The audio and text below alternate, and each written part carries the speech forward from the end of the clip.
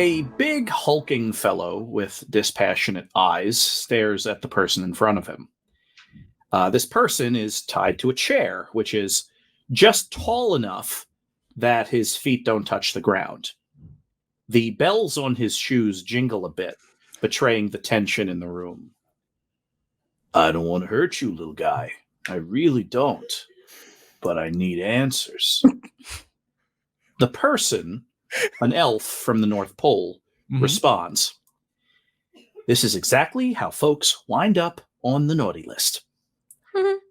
The brute kicks the elf in the chest, causing the chair to topple over. The elf stares at the yellow light bulb that is illuminating this dirty, windowless room. The brute's leather-jacketed form looms over him, blocking out that light. No more BS. Spill it. Give me the location, or else the boss is going to be much less polite than I am. The elf's whole body weight was pressing down on his upper arms, pinned between the chair and the floor. His hands were going numb, but this awkward position did afford him something he didn't have a moment ago.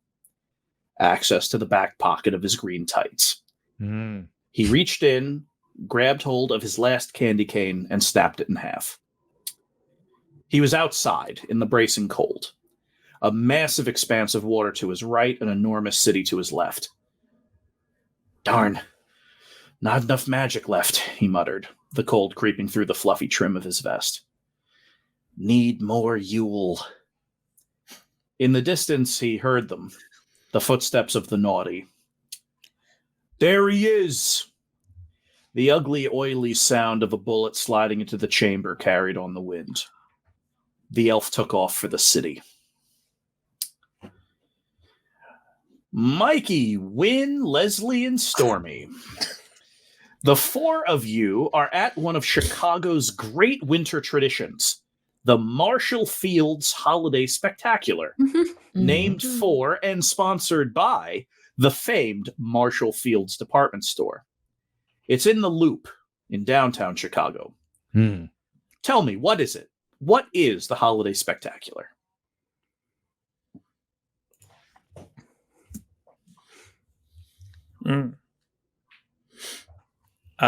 So there's a lot. There's more wreaths than humanly thought possible. An incredible amount of wreaths. People are making wreaths. And it's kind of like a play on the loop. Yeah, a lot of circular foods are passed out. The pretzels aren't pretzels; they're just circles, giant thick circles of pretzely joy covered in salt. What else? It's all outside. Everything all outside, about this festival, it's all outside. People have decorated all the buildings, the streets, and wreaths. With wreaths. Other festive time accompaniments. Yeah. There's also they also sell hot chocolate, and they sell it in paper cups. And for anyone who's ever had hot chocolate on a cold day in a paper cup before, you know that there is a crucial and fleeting moment when it reaches a drinkable temperature before it then gets too cold. So for the kids with heftier allowances, they sell devices. They kind of look like those cup sleeves to keep your hand from burning, but much thicker and not made of paper. They look like an inner tube for your cup. And pulsing through those inner tubes is air, the perfect temperature for hot chocolate drinking. It keeps your cup the ideal temperature once it cools down enough to consume. Sorry, I've been talking so much about this. I just want one so bad. Yeah, that's what we are waiting in line for that right now. Yeah, the four of you are in line currently. The grand finale of the spectacular is a giant circle dance in which all attendees get into a giant circle. It's multiple levels because there's not enough room otherwise. So there's these almost like scaffolds built in a giant circle, and everyone gathers and does a dance, and somehow everyone just knows how it goes. Mm-hmm. Yeah, it's really something else. It's something close to magic when you're 10 years old. Mm-hmm. To head downtown, be surrounded on all sides by these tall buildings. It's one of the rare instances where if you're in the city proper and can't find your parents, there's not an immediate moment of panic. It's just you're all there. No one's going anywhere. All of this is because it's outside. It's all right outside of the very famous Marshall Field's department store, and it is just wall to wall with people, though not oppressive. There's something about just the brisk night air that's coming in, and even though it's just sunset, it just feels like a dark, exciting, cold Chicago night. It is, of course, snowing flurries right now. Nothing is sticking because everything is being stamped on by the people. But just as hot chocolate has a perfect temperature, you have a feeling you're about maybe an hour or two from like perfect snowfall in Chicago, which is when it covers every grassy surface, but the roads are still clear. Mm-hmm. And you're getting there, and you know it. It is not yet time for the big circle dance. In point of fact, it's the kickoff of the holiday spectacular. So there's going to be music. There's going to be people walking around selling food. You're all waiting in line to get the hot cocoa, and all of you are debating whether or not you want the little inflatable tube, because even though it is perfect, it's also like bowling with the guards up. It's almost like cheating. It's still fun, but it's almost cheating. And so you're kind of having that debate with yourself.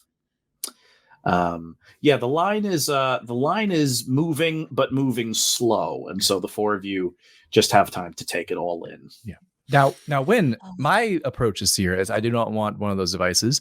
I'm going to order 2 hot cocos and one that is hotter than the other one. And while I drink one as it cools off, I'll pour the hot liquid into the colder one, regulating the temperature. Leslie. That's Yes. This is the one time you're wrong, my friend. Why, Mr. Miller? Please enlighten the group. Because, Leslie, that's not how temperatures work. Even if you had one hot cocoa that's 1,000 degrees and another hot cocoa that's 100 degrees, they're going to become too cool at the exact same time, because this is Chicago. Mm-hmm. The math works out on that. And I don't think you're going to be happy when you're having to pound double the hot cocoa at the exact same time. Well, I don't know, Mikey. I mean, having to pound 2 hot cocos sounds better than having to pound 1 hot cocoa. thank you, Miss Meadows.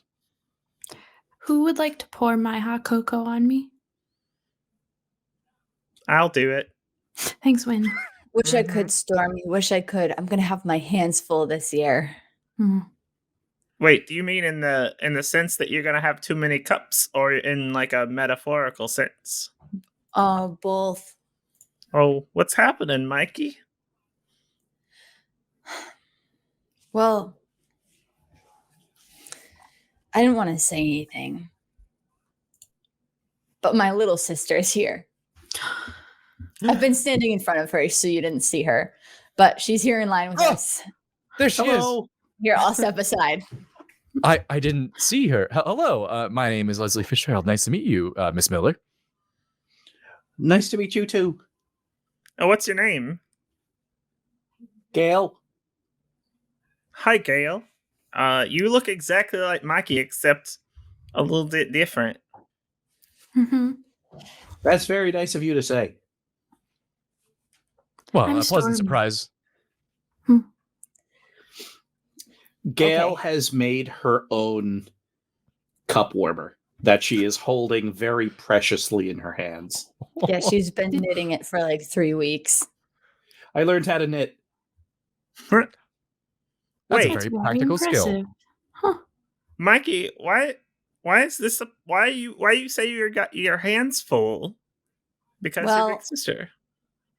I love my little sister. Gail is very cool. In fact, I think she's the coolest 6-year-old I know. But she gets lost really easily. Gail is gone. Oh, She gets distracted. She wanders off. She has a curious mind, much like that of me. But sometimes I start crawling up the closest building so I can see Gail. Where is Stormy going? Mr. Miller, it appears that Miss Miller has already disappeared. Oh, see, this is what I'm talking about. I lose focus for 1 second. Well, Stormy, 2d6 plus 2d6 plus sharp, but I'll give you a +1 because you're in a vantage position. 7.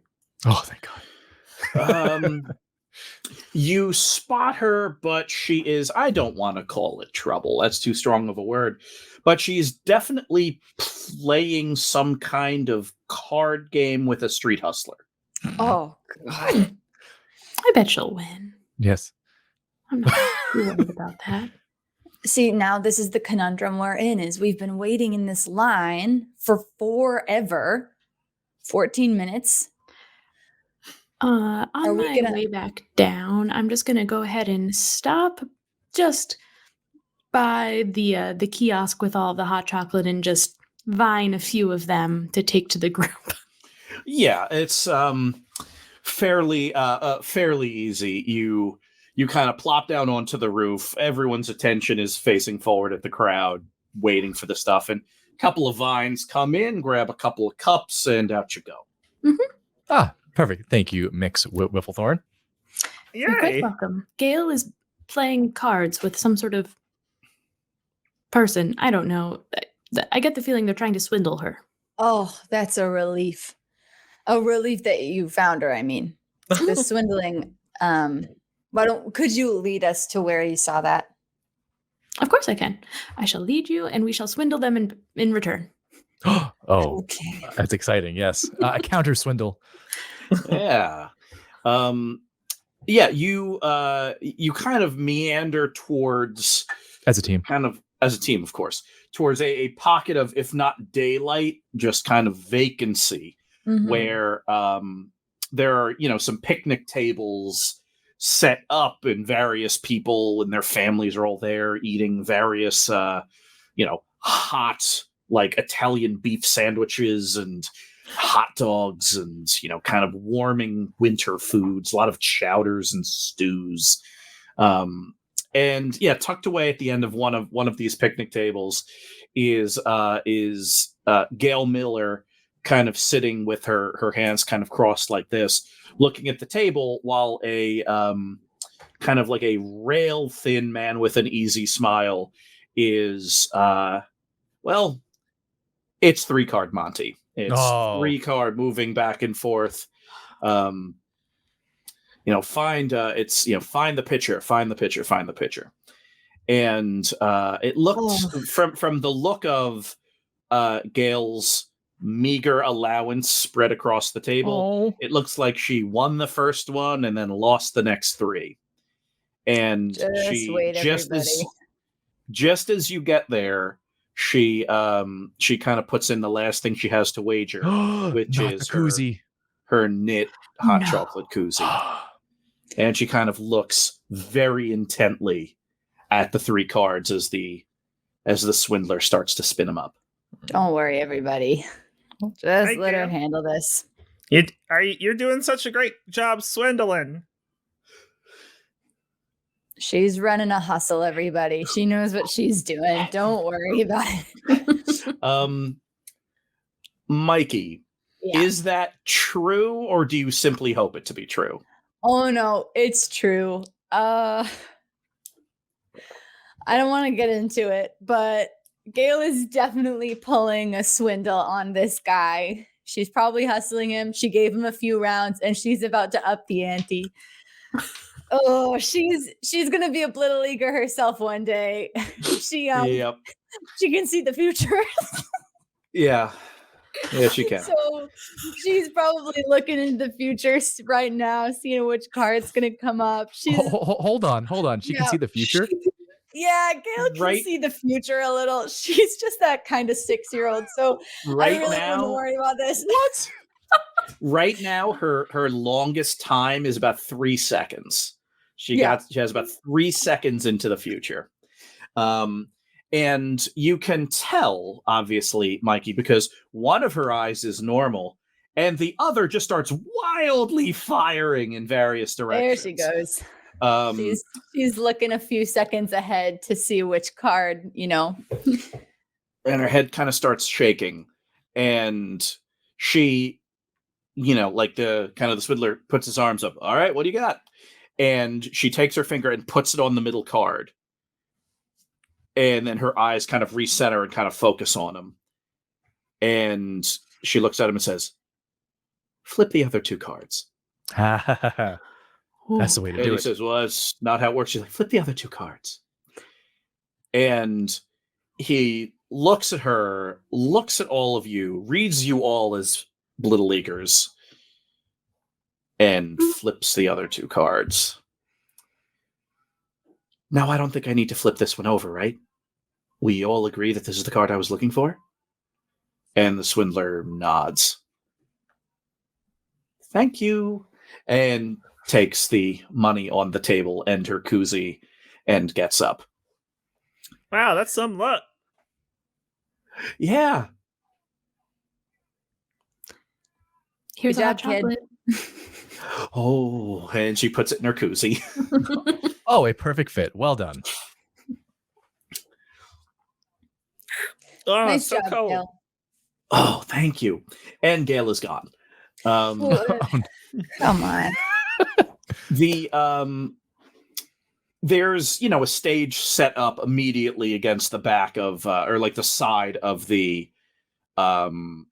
department store, stage, brass band playing, kind of the brass instruments like cutting through the crowd and through the night sky. And it's just such like a warm, fun big band feel. And the music dies down, and Swamuel Mora of the Chicago Firefighters walks or really kind of hops up onto the mound, not the mound, hops up to the dais and kind of makes an announcement. Okay, everybody, kicking off our festivities is the master of ceremonies, the person that you would love to hear from, Elias Field. Yeah. And Woo. everybody starts clapping the same way you would clap for someone you don't know but seems important. A young-ish man, but still an adult. So, from your recollection, he's somewhere between like 20 and 60. Oh, so old. Yeah, is an ancient man. But wearing like kind of a big, heavy winter coat and like a nice knotted scarf. Walks up to the microphone, waves to everybody. Thank you, everybody. Thank you very much. If the family tales are true, these festivities were the highlight of my great-great-great-grandfather's year. He loves Chicago. He loved the holiday season, and he loved his family, which includes all of you that come to our stores. So in the spirit of GGG Grandpa Marshall's vision, I say happy holidays and enjoy.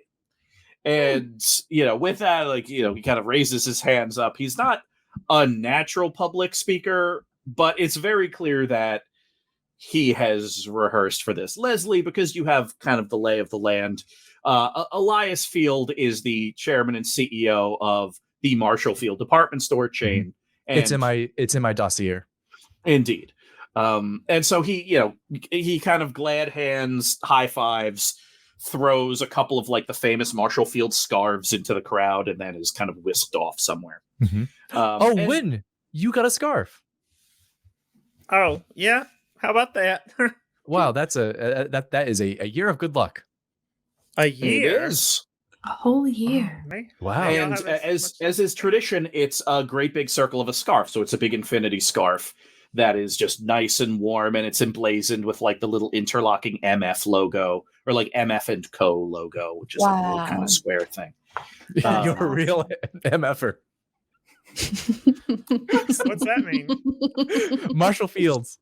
I'm a real Marshall Fieldser. Maybe I'll have Yeah. as good luck as Gale. And, Where's that guy with the money? I should play some of that. Where's Gail? Uh-oh. She's in line for food. Oh, okay, great. That's fine. She's allowed to get food. Yeah, she is. There is someone that is conjuring from thin air deep dish pizza, Oh, and so she's kind of waiting for that. And she kind of keeps looking back at all of you, kind of doing the math in her head again and again. Yeah, Mikey, you're pretty sure Gail is just calculating how many pizzas all of you can eat. That's nice. I just got to keep an eye on her. My mom would kill me if I lost her again. Mhm. yes. Remember when we had to go to Illinois to go get her? She has a curious mind. You know, she wanders off. But the work of a big brother is never done. So I take my responsibility seriously. Also, I meant Indiana, not Illinois, because we are in Illinois. We are in Illinois. That is correct. Yes. Sorry, I misspoke. I assumed. I'm just glad Indiana. I'm glad she didn't go to Gary, Indiana, because that's a dangerous place. And a Which is dangerous close. man. Mm-hmm.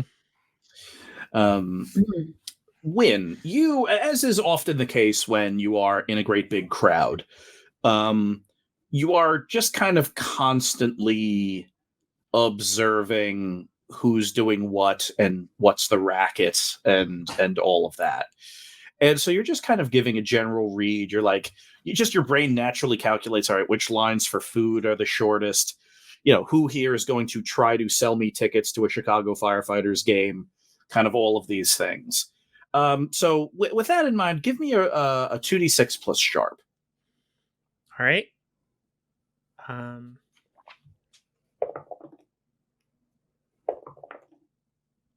6.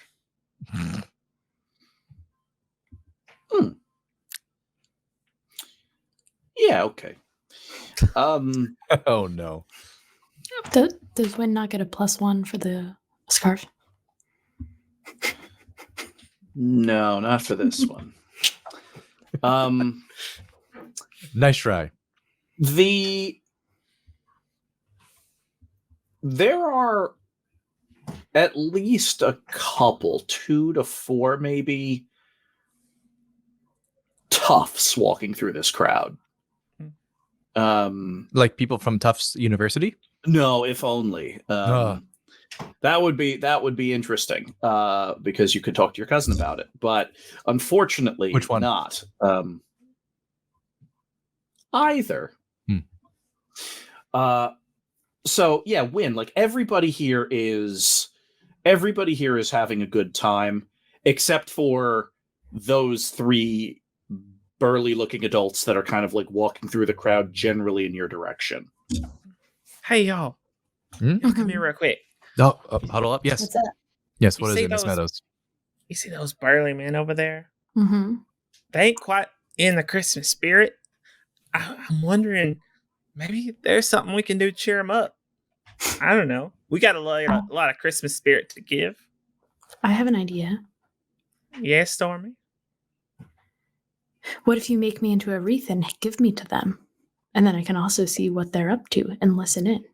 Oh, a brilliant plan, Mix Wifflethorne. You know that the traditional rule of you cannot deny the gift of a wreath. Mm-hmm. You must accept it with full spirit, or you'll have a year of bad luck. There's a lot of luck rules. Mm-hmm. Yeah, Chicago. It is Let's the do holidays it. after all. Okay. So let's see. Stormy, why don't you give me a 2d6 plus charm roll plus 1. Because you are, more than anyone else on your team, really good at becoming a wreath as needed.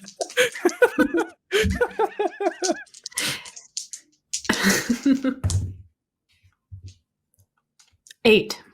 Okay. So yeah, Stormy, you kind of ring yourself into a wreath and hop into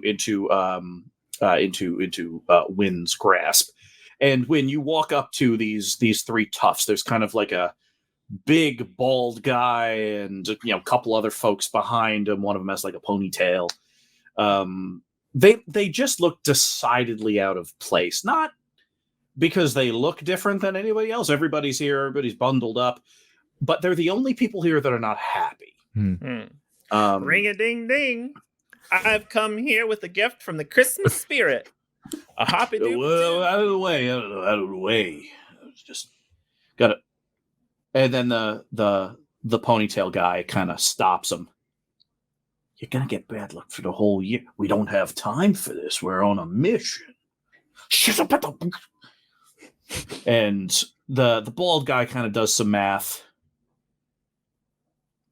I accept this gift with a whole heart and in the spirit to which it was offered to me. Thank you so much. And don't forget to repay the gift, and the gift that everybody repays with. A big old smile.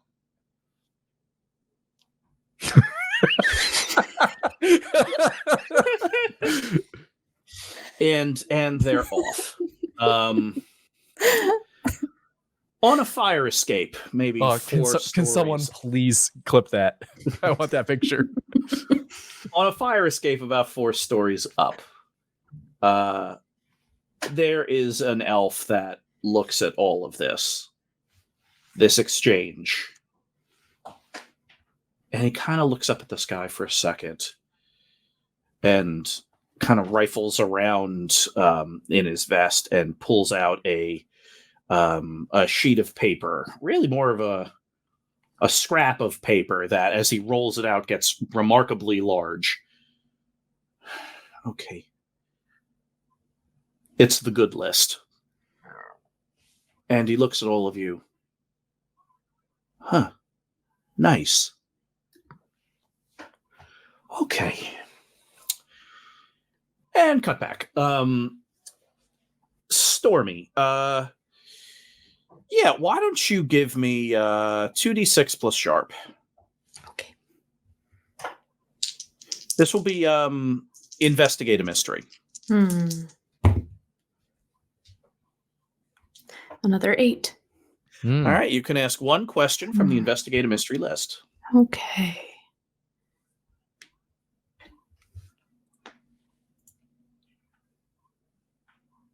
What is being concealed?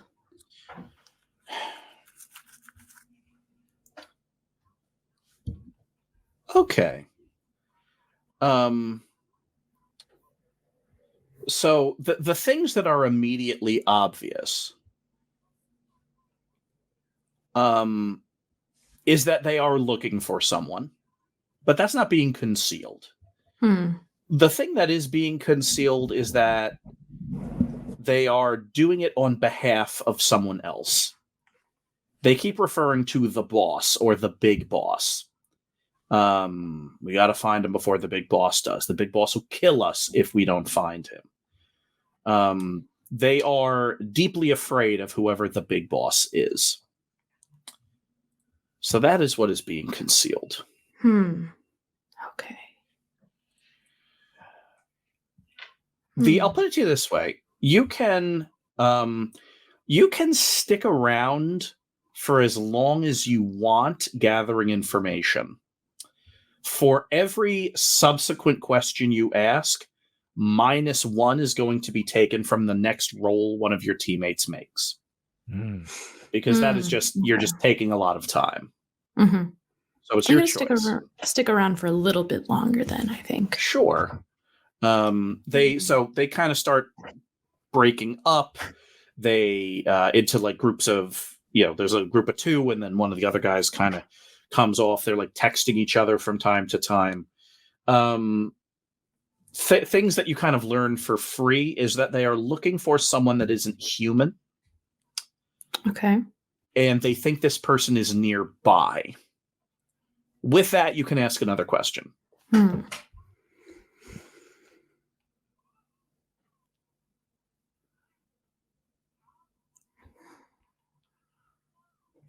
What sort of creature was it, or I suppose is it? This shakes you when they say it out loud. An elf. A Christmas elf.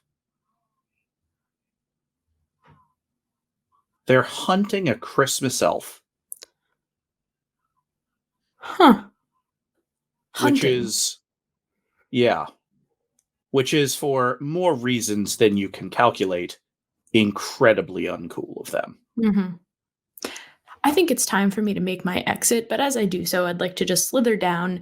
The tough who is holding me is it's going to kind of unravel, slither down, wrap around his legs, pull him out from under him, and then make my exit. Sure. If I can preferably topple another one when he goes down, that'd be great. But you know what? Let's that's an act under pressure roll. 2d6 plus cool. It's also very cool itself. no. I am cool, but that's still only a 3. Oh no, no. Ah. Well, I know what we're doing next. Oh, geez. So I'll give you a choice between two bad options here. You are immediately trampled for 1 harm, and perhaps even more importantly, now you're just covered in like dirty, rainy water. Or they realize that you are sentient and listening to them.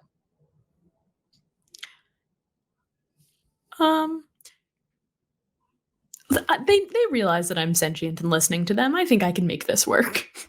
Sure. So, they're talking and, they are mentioning this. They're like moving through the crowd. They're scanning. And then all of a sudden, the bald tough looks down at really just the right moment to just see like a pair of eyes looking back at him. What? I'm your holiday luck. I'm your holiday luck. I'm here to help you. I will grant you one wish.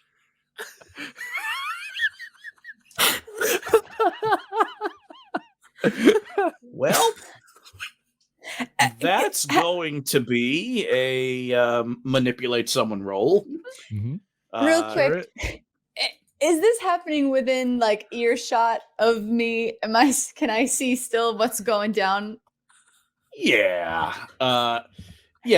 Mikey, you kind of climb to a vantage. That makes sense, like side of a light post or like on top of a dumpster or something. Mm-hmm. And you're kind of watching the toughs move through the crowd. And you see the thing that, makes it very clear that the jig is up, which is all of a sudden this big bald man stops and starts yelling at the wreath. So, cool. Yeah, that's a signal. Could I just maybe help Stormy pull this off? Sure. Mikey, 2d6 plus cool. And tell me what you're gonna do. Well, tell me what you're gonna do first. And then yeah. So what I'm gonna do is I see the guy look down at the wreath, and I'm gonna just run over right away to help. I don't even stop to think. I don't even stop to consider my actions because that's how powerful my heart is. Power of heart. And I run over and I hear what Stormy is saying about what did you say, Stormy? The magic Christmas. The holiday magic luck. The holiday magic lucky wreath. And as I'm running over there, I'm just going to keep on kind of running by. But as I go by, I'm going to be like, oh man, you are so lucky. I always wish that's the wreath I'm going to find. The lucky holiday luck wreath that we all know about. best Chicago tradition ever. And then I'm gonna walk away. Like, it's just like a ship kind of passing in the night. You're holding like a big cup of cider, and you're just like, oh, that's the best. And it's just like That's off. the one. That's the Chicago thing we all know about. You know that thing that is as classic as Firefighters Blaseball. All right, 2d6 plus cool. Yeah, is there any chance I can use Power of Heart for this, or is that too much of a stretch? It's a bit of a stretch. we're gonna save that for if and when bullets start flying. For legitimate combat. Combat. Oh, I was there for combat. Wow. Instead of merely a battle of wills. This is more combat of the mind. Right. Okay, cool. That's a 7. Alrighty. Okay, so much will depend on Stormy, you convincing them that you are a wish granting holiday wreath. Mm-hmm. So 2d6 plus charm plus 1 for Mikey helping. 8. Oh wait, no, 7. 7. Well, it's a good thing Mikey helped.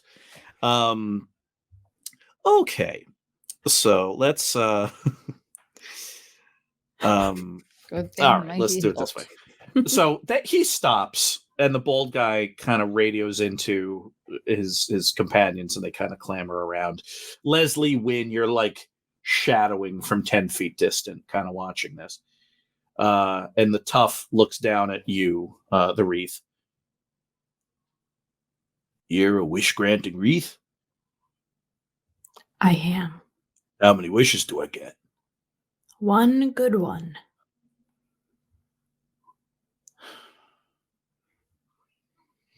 He looks at the guy with the ponytail. I mean, we gotta catch you know who, but I've always wanted to go to Florida, so I don't know if I... And the ponytail guy kind of rolls his eyes. Boss will let you go to Florida if you catch the you-know-what. Yeah, all right. I want to do a test wish to make sure you're not jerking my chain. Well, that would be your only wish then. No, that's not acceptable. I'm sorry. Are you rejecting me as your holiday luck wish, wreath? If so, please pass me on. I'll take it. Hey, not so fast, kid. No. I just... You don't even know the rules of the holiday luck wreath. I know the rules, and I know, I know the number one rule of all, which is caveat emptor. Buyer beware. I want a free sample before I make my wish. As is all happening, Leslie was actually in his disguise kit, dressing up as a very posh and upright minister-looking person, and strolls over. Yeah, you kind of walk over like a metal-tipped cane, like clacking against the asphalt, cutting a figure through the flurries. All right. Excuse me. I'm sorry, what? Are you riding my shoulders? Of course I am. Okay. Yes, excuse me. I felt a disturbance. Hello, my name is Alistair Goodwill, the Minister of Luck here in Chicago. Is there a problem with his wreath? Minister Goodwill, you're the tallest minister I've ever seen. It's a mere illusion. I am riding a deer. Congrats. Hi, y'all. It's the holiday season after all.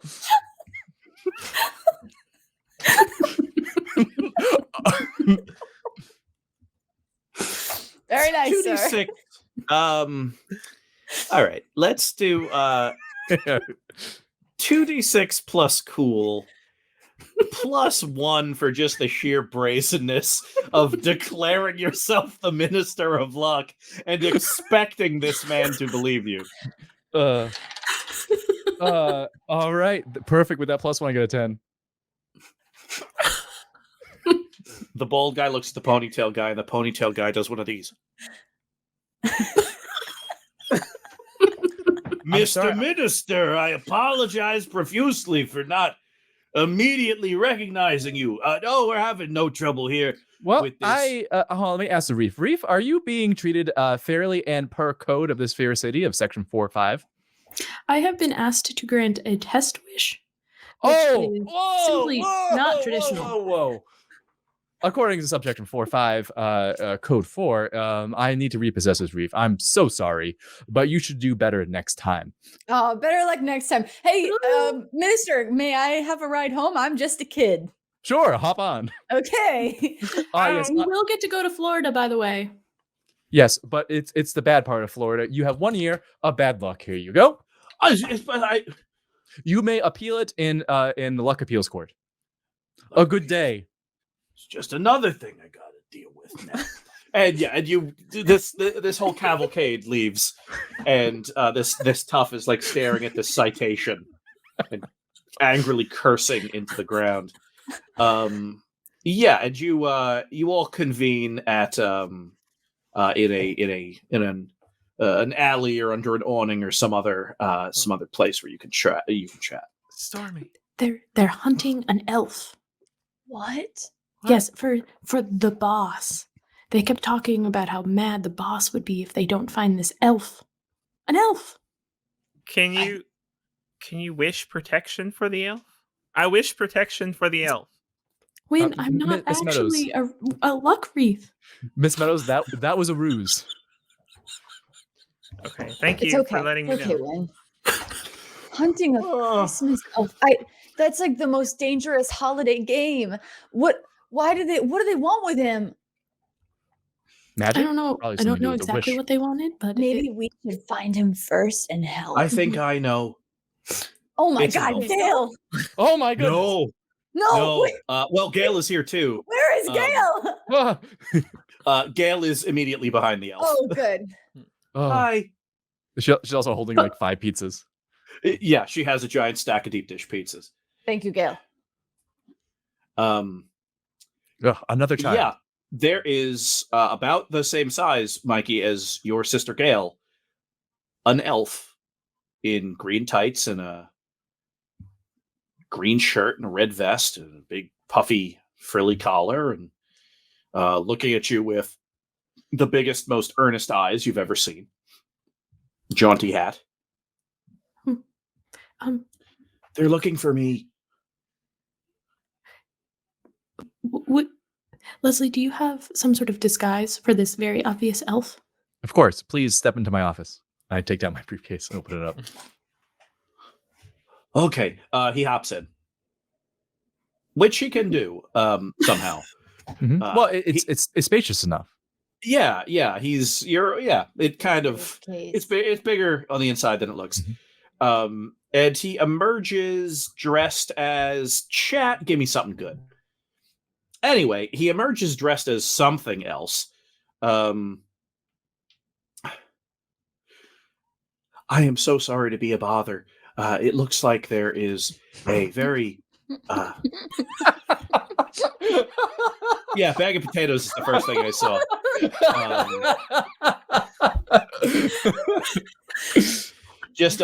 So with little feet with little bells on them, A sack of potatoes sticking out from under a big burlap bag that says "The Pride of Idaho" on it. Is this elf? What's Wow, his you're name? from Idaho. Wynne. My name is Sugar Plum. I'm the District 16 Director of Logistics. Where's District 16?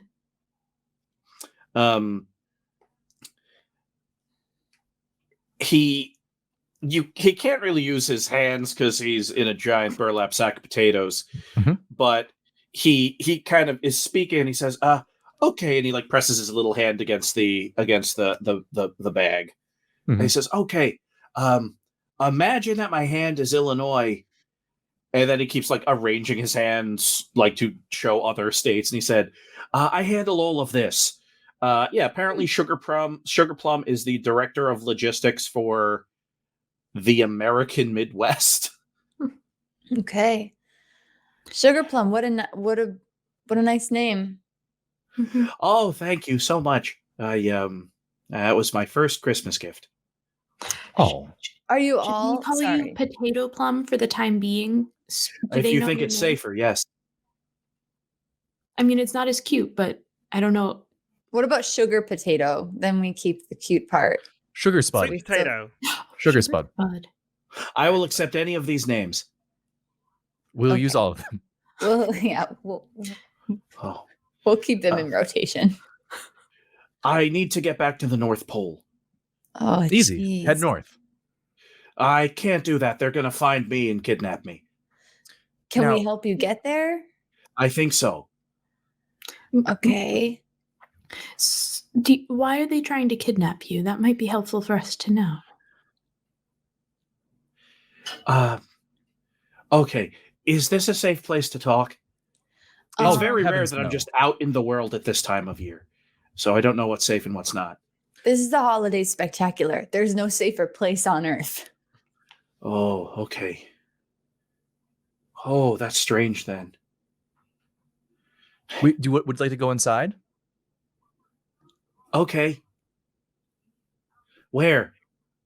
Well, there's a cafe over there. Yeah, that sounds good.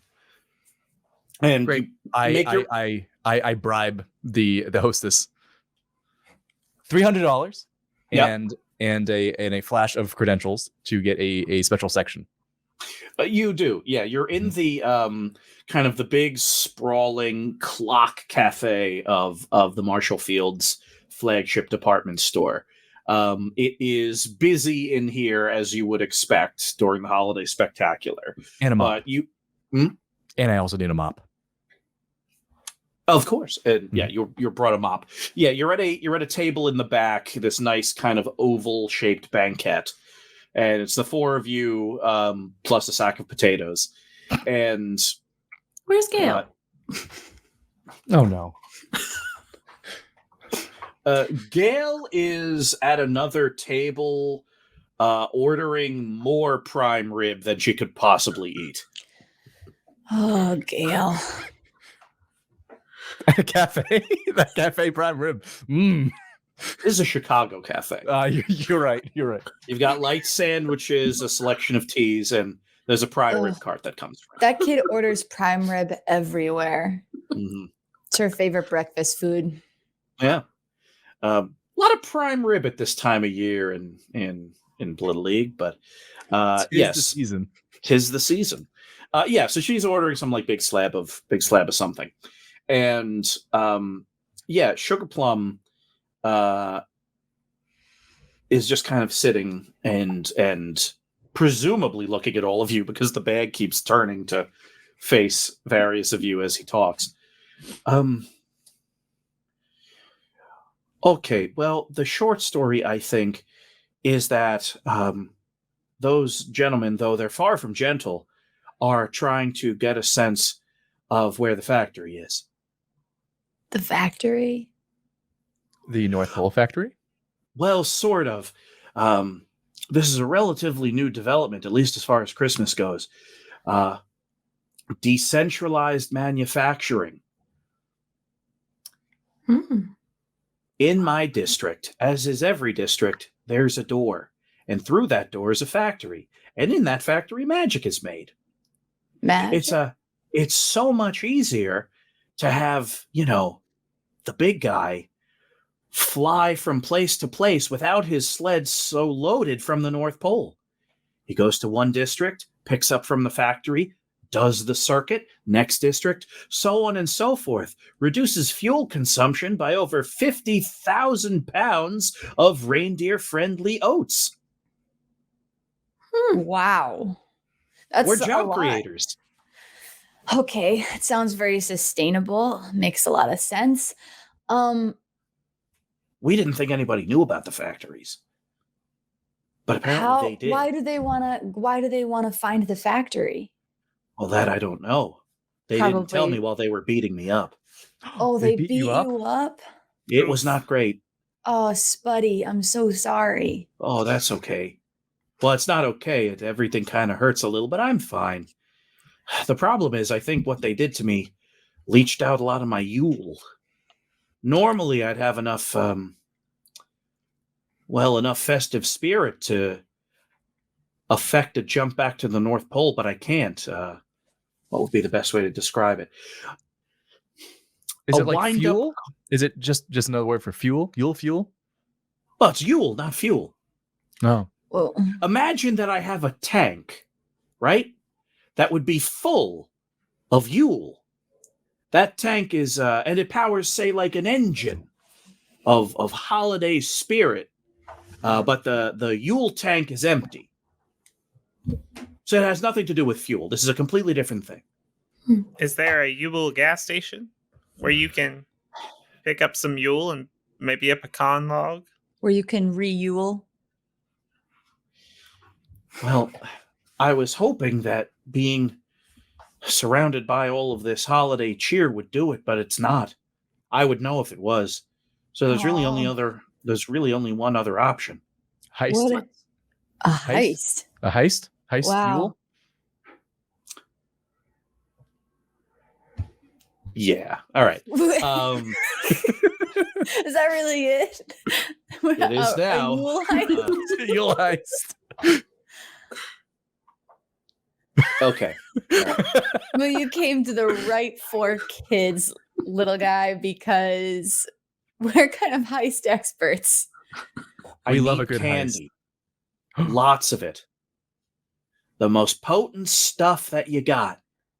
And by potent, are you specifically referring to sugar content or more like sourness? Does that help? Strong tasting? I'm overthinking this. All of it. All of it. Okay. Yeah. Just all the candy. Okay. Okay. Hold on. And you see him kind of like move around within the bag. You see a couple of sparks or maybe magical glitter. Something kind of happens in there. Okay, that makes sense. I've consulted my notes. Within this very building, there is a vault. And within that vault is the sweetest and sourest candy in this whole district. If I have access to that, that should re-Yule my tank enough to get me out of here. This building that we're in now? The Marshall Fields department store. Technically our biggest competitor. When people don't believe enough that the big guy can deliver, they'll just come here and spend their money instead. Wow. So we are aware of our competition. They're very good. A lot of toys, a lot of candy, a lot of socks. They even have coal. They've got everything at Marshall Fields. So, are these brutes that are hunting you, are they part of this Marshall Fields Corporation? Well, I have no idea. I couldn't imagine why they would be. Oh, competition. You mentioned it yourself. You're right. Maybe they are. Maybe they are Marshall Fields. I've never met the man. Now, you just did some magic. Hopefully that did not attract them. I assume that's how they're tracking you, is following your Yule or magic or whatever you call it. That's safe to say, which means that we're on the clock, so to speak. Well, all right. If we're on the clock, we better get moving. Mm-hmm. Oops. Sorry, I meant to start the mission, but I seem to have stumbled across something important. Yeah, you kind of stand up with a lot of gusto. Yeah. And one foot hits the terrazzo floor and the other hits something soft. And you look down and it is a kind of a bunched up security vest. Wait a second. Look at this. Says MF and C. Same as Wynne's scarf, actually. And a little dangling badge. Oh, this is incredibly helpful. I put on the security vest. I think you can all see the use of this.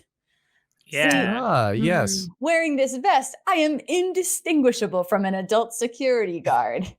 So Yeah, this fashionable. heist is going to have 3 parts. Part 1, find where the vault is. Mhm. Part 3, get into the vault. What is part 2? Oh, we need to get the code for the vault from the guy who's in charge. What was his name? Elias Field. Elias Field, CEO yes. of the Marshall Field Department Company. Yes. Yes, Oh absolutely. yeah, he's the only one who knows the code. The only one The who knows only the one. code to the candy vault. Then part 3, we make it into the vault. Part 4, make it out alive. Okay. Part 1. That's a heist. Title card. Find the candy vault. All right, what's the plan? How do you find the candy vault? I'm gonna check my security vest to see if there is a map of the building in one of the pockets. Yeah, you know what? Give me 2d6 plus cool. Oops. I rolled 2 ones. What do I find in these pockets? I'm checking A all. loaded gun. I'm sticking my hands in. Oh my god! Mikey! Everybody, Becoming a sorry about security that. guard has changed you. no. No, Wynne. I would never brandish a firearm like that. I had no idea that was in my pocket. I imagine we're probably causing quite a ruckus. I am concerned that a department store security guard had a loaded weapon that was lying on the floor underneath this booth. I will turn it into the authorities later. As for now, you've got a 9mm pistol. Okay, I'm just gonna okay. ignore it at this time. Yeah, people are becoming like a busboy walks by just as you're like holding a gun, and he's kind of doing the math of his head of like, is this an immediate problem or a later problem? But yeah, okay. How else are you going to try to find the vault? There's a little door to the right, and I was thinking about maybe like opening it up and see if there was a computer I could look into. Usually doors lead to computers. Sure, yeah. You know, the famous Marshall Field department store is a giant labyrinthian edifice. You might conveniently enough be near a server room. So why don't you give me 2d6 plus sharp? All right.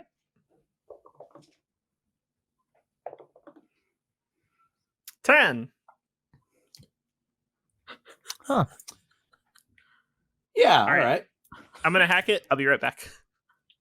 So you're all kind of debating what's going on, and like the busboy is talking to someone in the distance, and then that person like goes and picks up a phone, Mhm. and then you look and you see that Wynne is gone. And also, yeah, there's a draft, and you look under the table, and sure enough, under this table is a service hatch. And you look down into it, and this cafe is built directly above a server room. Mm. And yeah, you see like flashing lights, big racks of computer, and the unmistakable sound of Wynne Meadows like tapping on a keyboard. Wynne, you are going to try to hack into the computer system of Marshall Field on a computer that you found by going through a service door. So give me 2d6 plus sharp. Hacking computers is not my specialty. Well, here we are. While this is being rolled, I've set up the mop to look like a head and put a hat on it. Nice. Just in case they're snipers. Just in case, yeah, that's totally fair. You get an 8. Yeah. You know where the vault is. The only problem is it is down in the sub basement, beyond a guarded elevator.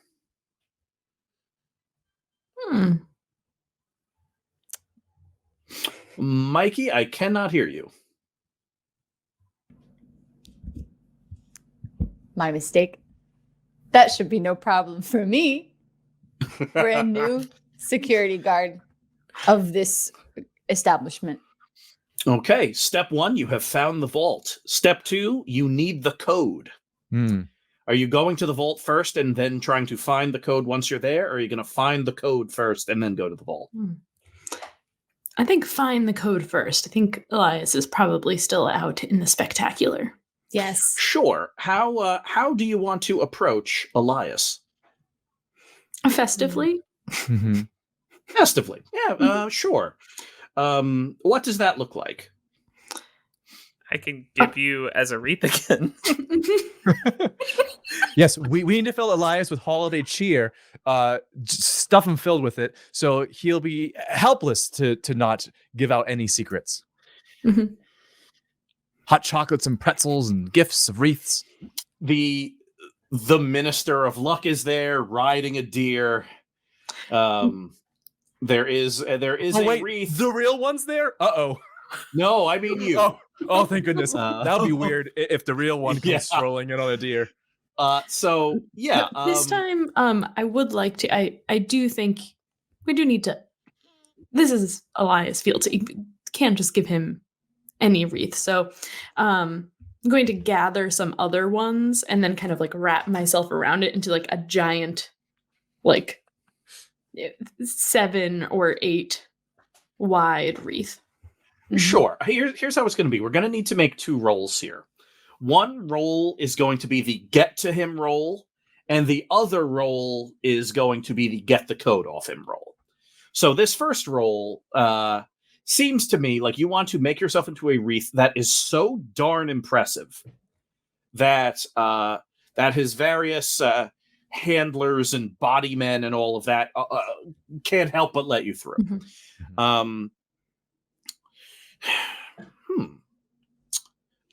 Stormy, what do you think you should roll for this? I think the long summer, because I'm becoming part of a natural thing, which is a wreath. Nothing more natural than a wreath. I will allow it. 2d6 plus weird.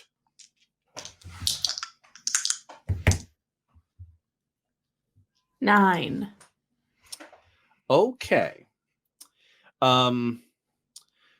So, Stormy, in what could best be described as a holiday-themed montage, you turn yourself from a regular wreath of regular impressiveness into a truly show-stopping wreath that perfectly encapsulates the festive holiday season. And so you process, held in the arms of the Minister of Luck, riding atop his deer, flanked by Marshall Field security. It's a pretty good disguise. Yeah, you approach, and Elias Field is kind of like glad handing with other functionaries and stuff like that.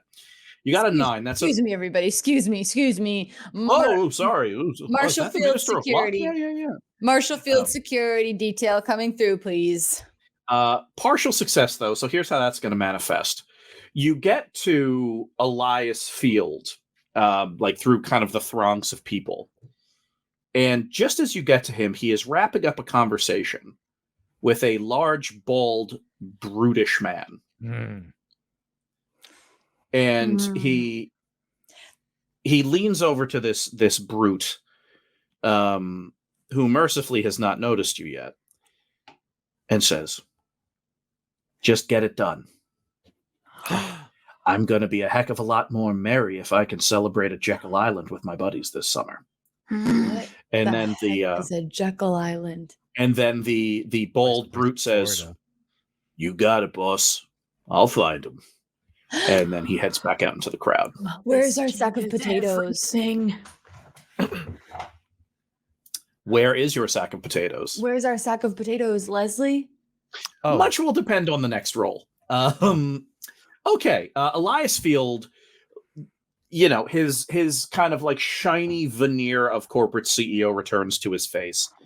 Yeah. Oh my goodness, a wreath. yes, it's me, Minister Goodwill. Good to see you there, Elias. Oh, Mr. Minister, he shakes your hand uncertainly. Thank you again for your campaign donations, by the way. Means a lot. Of course, always a pleasure to support a civil servant or whatever else that does good for so many. Well, yeah, Right? I've always said I was going to be a 2-term person, but the public wanted a 3rd-term minister of The luck, so here I public am. wants what they want. Absolutely, Mr. Minister. Well, I don't want to hold you up from your ministerial duties. To what do I owe the pleasure of your company? Well, of course, it is a great day, and us at the governor's office, we decided to bequeath you the loop, capital L loop, the biggest wreath that we will be giving out this year. We'll give you a whole 2 years of luck. My goodness, that is incredibly thoughtful. I will take it and cherish it. Good. And he kind of, Stormy kind of picks you up. Wow, this is wonderful. I'll be sure to put it in a place of honor in my in this very building. Yeah, Yes. and boss, don't even worry because I already checked it out. Good work, O'Sullivan. That's right. You remember me and my wife Sherry? Yes, and how's Sherry doing? Oh, she's loving it. Life. She is a registered nurse, Uh-huh. and she just loves to help people. Don't we all? I'm pretty sure I said hello to her at the festival last year. That's right, sir. That's right. Great memory. Great, I'll give her my best. Now, if you'll excuse me, I'm going to find a place to put this wreath. Thank you again, everyone. And he kind of turns and heads off, carrying you, Stormy. Okay. How are you going to get the code? Everyone knows. You got to tell the loop a secret to get your wish. Yep.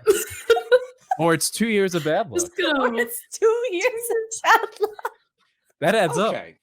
That's Don't And make if, the rules. if that doesn't work, I have a second plan, a plan B that he won't like.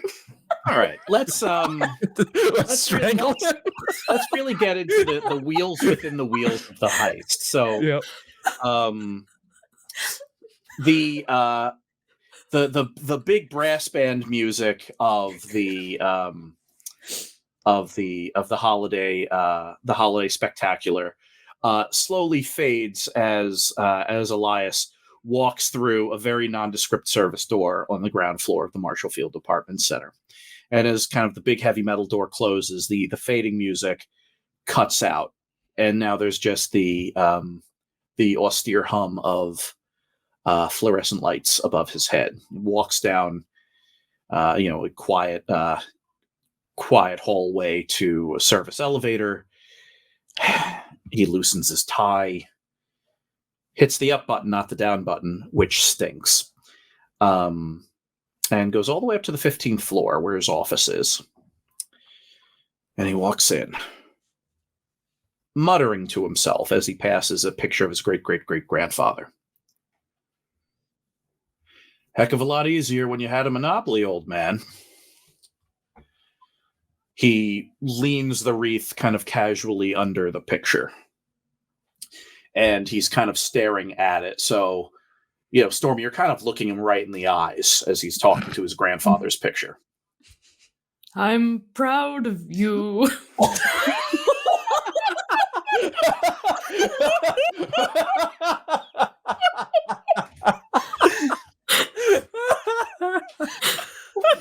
He pauses for a second,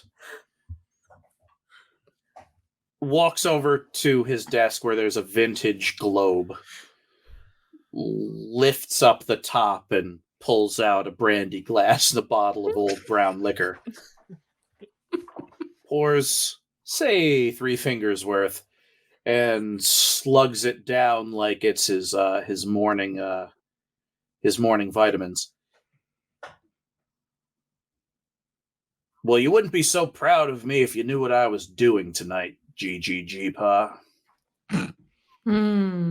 I wish I could put the competition out of competition above board, but sometimes you gotta play a little dirty. I don't believe that. Well, what do you know? You've been dead for a century. But your shadow certainly stretches to this year. What do you mean by that? I mean, I'm living under your shadow just like my mother did, and her father, and then his mother. Your coattails are long.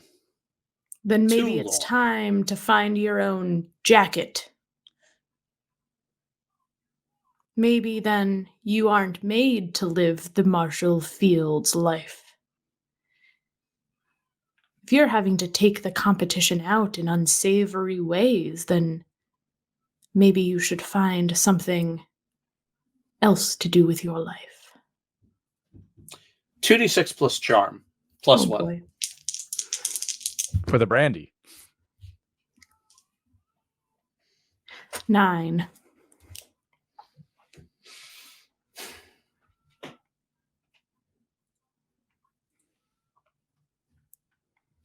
The heck with you. The heck with all of this. I need to clear my head. And with that, he kind of takes off his big overcoat, like slings it over the back of his like big lawyer's chair, and storms out of the room and closes the door. Okay. On the partial success, he's gone, and you have full access to his office. Great. Just gonna open every drawer that I can, look under things, see if I can find any Post-its. He seems like an old school guy, but he wrote it down somewhere. Yeah. And I also want to look for any IDs for like birth dates, things like that. Yeah, you kind of scoop up a bunch of stuff, various codes, various things written down on little bits of paper, and revert to at least a form close enough to you that you have legs again, and escape the room before he returns. Part 3, get to the vault. You all reconvene. Kind of deep in the bowels of the Marshall Field building. We had Gail wait in the cafe with the sack of potatoes, and we grabbed them both on the way in. Yeah, you just kind of yanked them both. And now all of you are like in a hallway underground looking for a service elevator all the way down to the sub-basement. And sure enough, you find it. And it is flanked by 2 folks in Mikey wearing the same vests that you are. And like you, packing heat. Evening, gentlemen. Evening. Excuse me. All right, 2d6 plus charm. just cheer. Let's just see if it works. Okay. 11. Right this way. There you go. Thank you. And so a security guard, a deer, a plant, the minister of luck, a 6-year-old girl, and a sack of potatoes walk into the elevator and down to the vault. As it's closing, I say, Jameson, Henry, see you at the Christmas party. You too, O'Sullivan. I'm bringing my wife, Sherry. Oh, hope things are going well at the hospital.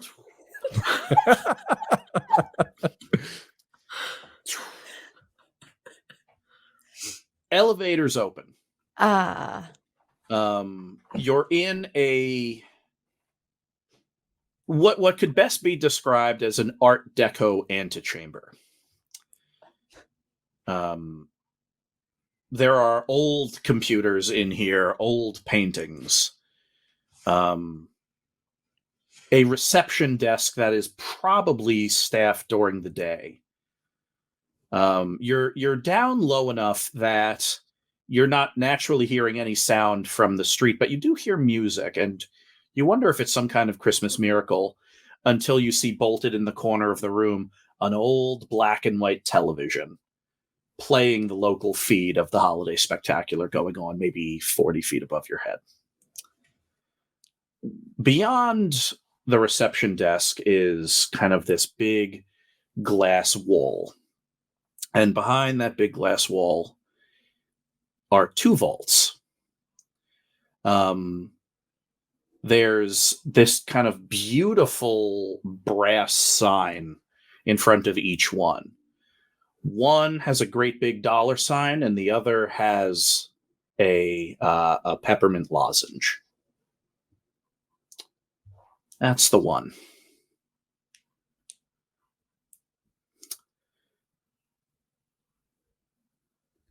Sugar Plum kind of like staggers for a second. Ooh. He kind of he eventually cuts himself out of the potato bag, at least enough for his head to pop out. They're getting close. I'm still not sure how they're tracking me, but they're tracking me. I think we have to hurry. Well, I've got a whole bunch of little papers with numbers on them. Let's try all of them. Okay. Brute force. 1. Wait, hold on, everybody. Yeah. I lay out all the papers. Mm-hmm. Gail? Oh, right. Do you know which one of these is the password?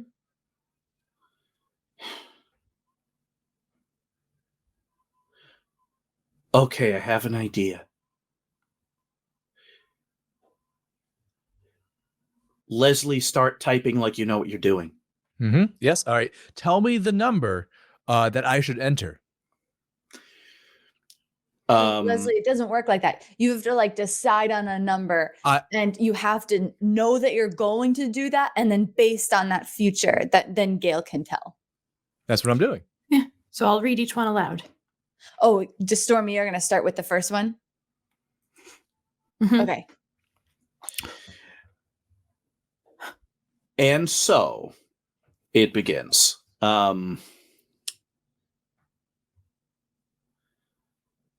Each of you roll 2d6.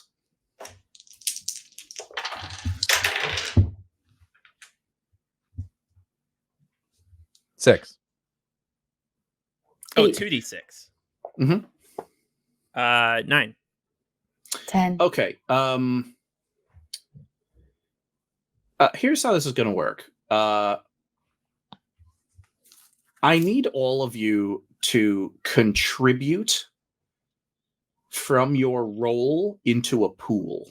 Oh, no, not again. Oh, boy.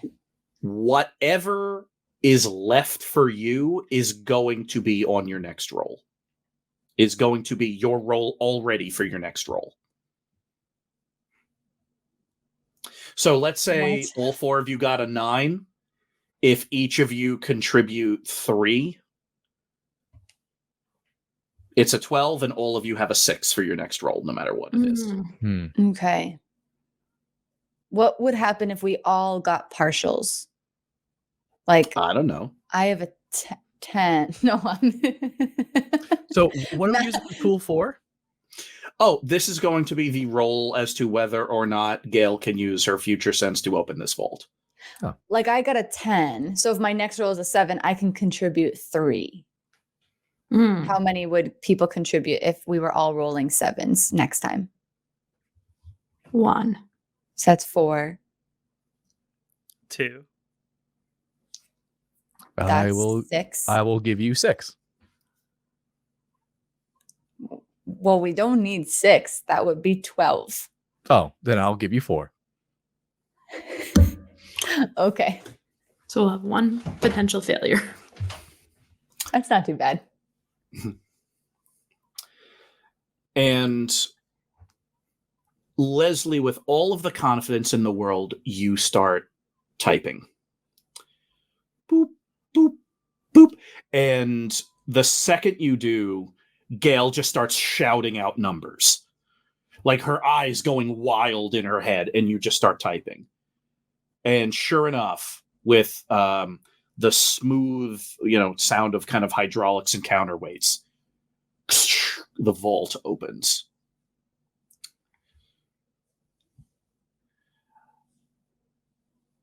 Okay. What is everyone's score for your next roll? Stormy? 7. Wynne? 7. Mikey? 7. Leslie? 2. Okay. I'm going to narrate what happens here.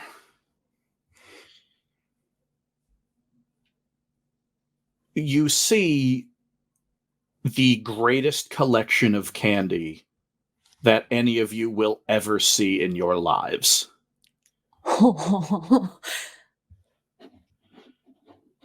It's beautiful.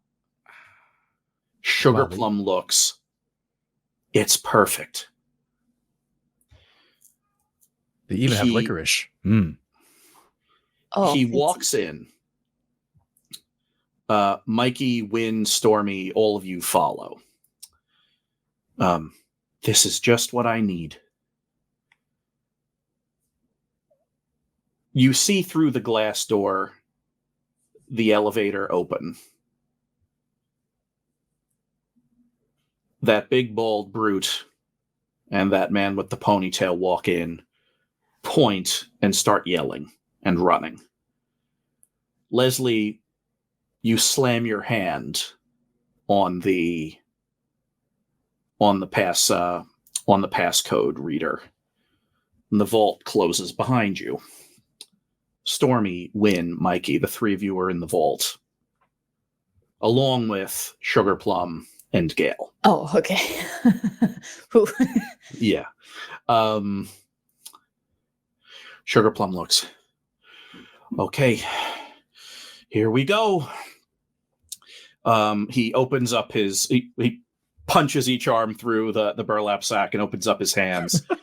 And a mist of sugar and citric acid starts kind of swirling around him. Yes, this is enough. This is enough. This is a good heist. I could feel the Yule. Goods, Yeah. buddy. In a burst of peppermint, all of you are at the North Pole. Oh no. Oh no. We're in Idaho? We'll end it right there. When?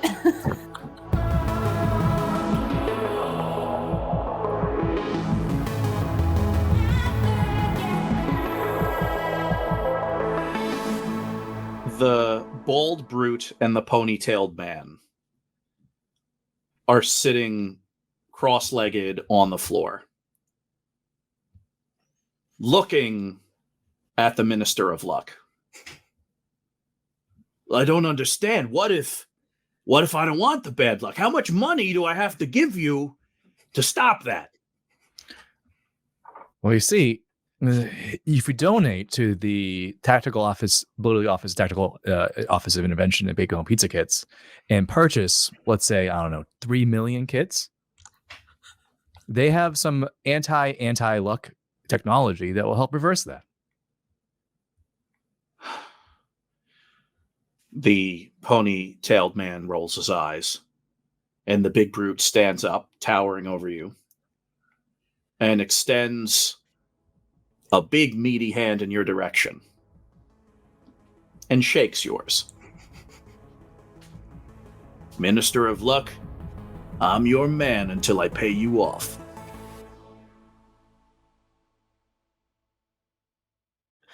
Leslie didn't get to go to the North Pole. No. Yeah, the fail means Yeah. you didn't get a fun adventure on the North Pole, but now you do have two large goons. Well, that's nice for Leslie. I'll take it. Yep. Did Yeah. Leslie commit campaign violations? Oh my goodness, yes. Ugh. Oh boy. This is Chicago. Yeah, Merry who- Blitzmiths. Merry Territory. Blitzmiths. Merry Blitzmiths to all and to all a big knife. That's Very good. great. Merry Blitzmith. Yeah. That is excellent. Oh, There you that's go. perfect. Very good. Huh. Well, gang, so ends a holiday heist romp in the Windy City.